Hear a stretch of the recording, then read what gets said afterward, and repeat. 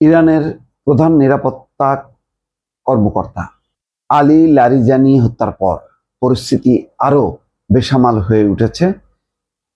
সর্বশেষ যে খবর, ইসরায়েলে হামলার নতুন মাত্রা, ক্লাস্টার ওয়ারহেড দিয়ে আঘাত হানল ইরান।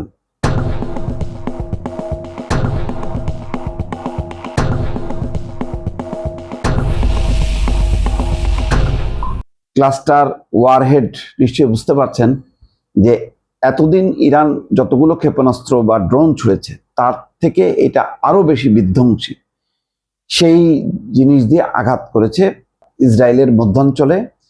আঘাত পাওয়ার পর পরিস্থিতিটা কি তা নিয়ে ইসরায়েল কোনো রিপোর্ট করেনি, কিন্তু আলী লারিজানি তাকে হত্যার সাথে সাথে কিন্তু তারা খবর দিয়েছে, কিন্তু তাদের উপর যখন নাকি ধ্বংসযজ্ঞ চলে তখন এই খবর সামনে তারা নিয়ে আসে না।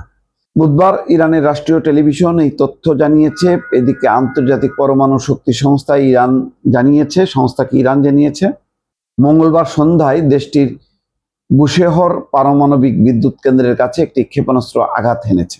তবে এতে কোনো ক্ষয়ক্ষতি বা হতাহতের ঘটনা ঘটেনি। আইআইএ প্রধান রাফায়েল গ্রোসি পারমাণবিক দুর্ঘটনার ঝুঁকি এড়াতে সংঘাতের সময় সর্বোচ্চ সংযম প্রদর্শনের আহ্বান পুনর্ব্যক্ত করেছে। ইসরায়েল এবং যুক্তরাষ্ট্র জানিয়েছে 2 সপ্তাহের বেশি সময়ের আগে তারা ইরানে যে হামলা শুরু করেছে তার অন্যতম প্রধান লক্ষ্য ছিল ইরানকে পারমাণবিক অস্ত্র কর্মসূচি চালিয়ে যাওয়া থেকে বিরত রাখা।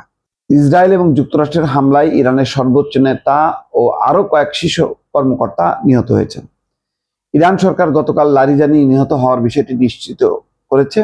যুক্তরাষ্ট্র ইসরায়েল যুদ্ধ শুরুর প্রথম দিন ইরানের সর্বোচ্চ নেতা আয়াতুল্লাহ আলী খামেনি নিহত হওয়ার পর লারিজানি হলেন এখন পর্যন্ত নিহত হওয়া সর্বজ্যেষ্ঠ ব্যক্তি।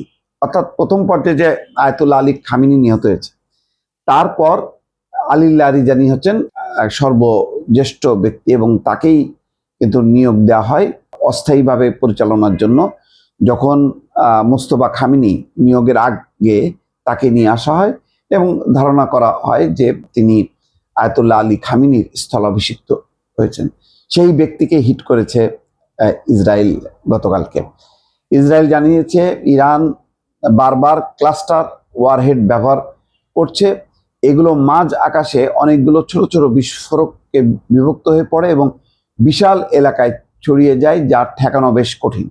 অর্থাৎ এইটা একেবারে চরম যুদ্ধের সময় ব্যবহার করা হয়, যে মানে আকাশ থেকে যখন নাকি পড়ে তখন অনেকগুলো ছোট ছোট বিস্ফোরক আকারে ছড়িয়ে পড়ে, ফলে এত জায়গা জুড়ে ছড়িয়ে যায় যে এটা নিয়ন্ত্রণ করা কঠিন হয়ে যায়। গতকাল রাতে জনবহুল তেল আবিবে চালানো ক্লাস্টার বোমা হামলায় 2 জন নিহত হয়েছে। এই নিয়ে ইসরায়েলের নিহত সংখ্যা 14 জনে দাঁড়ালো। লারিজানি যে সুপ্রিম ন্যাশনাল সিকিউরিটি কাউন্সিলের সচিব ছিলেন, সেই সংস্থা জানিয়েছে গত সোমবার রাতে ইসরায়েলি হামলায় লারিজানির ছেলেও মারা গেছে এবং তার ডেপুটি আলী রেজা বায়াতও নিহত হয়েছেন।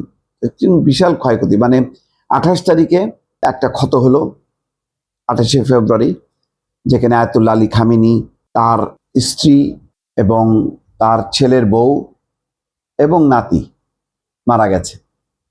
আরো মারা গেছে আইআরজিসির প্রধান, সেনাপ্রধান এবং প্রতিরক্ষা মন্ত্রী। বড় ক্ষতি। একটা বৈঠকের সময় 28 তারিখে স্থানীয় সময় 9টা 38 সময় এই হামলা চালানো হয়, যখন বৈঠকটি চলছিল। ঠিক তার কয়েক মিনিট আগে মোস্তফা খামেনি, এখন যিনি আয়াতুল্লাহ আলী খামেনির স্থলাভিষিক্ত হলেন, তার দ্বিতীয় পুত্র, তিনি কয়েক মিনিট আগে বেরিয়ে যাওয়ায় তিনি প্রাণে রক্ষা পেয়েছেন। তার আরেক ছেলে, সেও কাছাকাছি অবস্থানে ছিল, সে এবং তার স্ত্রীও বেঁচে গেছে। তার মানে তাদের যে টার্গেটেড কিলিং খুব ভয়ঙ্কর। মানে ইরান ওই পর্যায়ে পৌঁছাইতে পারেনি, কিন্তু ইসরায়েল কিন্তু পৌঁছে গেছে সেই পর্যায়ে।